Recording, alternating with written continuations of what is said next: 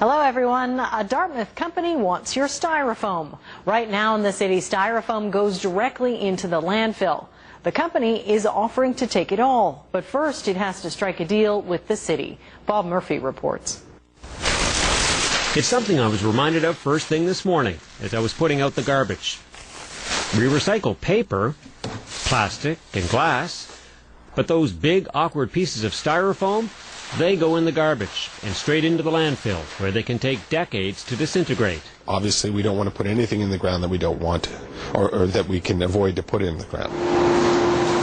That's where Rooney comes in, a styrofoam eating machine that can chew up 400 pounds of the white stuff every hour and push out heavily compressed bars that are sold and eventually melted down to make other plastic products. To put that into context for you, 400 pounds an hour, we could essentially recycle every bit of styro that goes to HRM landfills today. This massive piece of styrofoam weighs about the same amount that I do. Believe it or not, it's about 98% air. And after it's placed in the machine, it's reduced to this amount of product.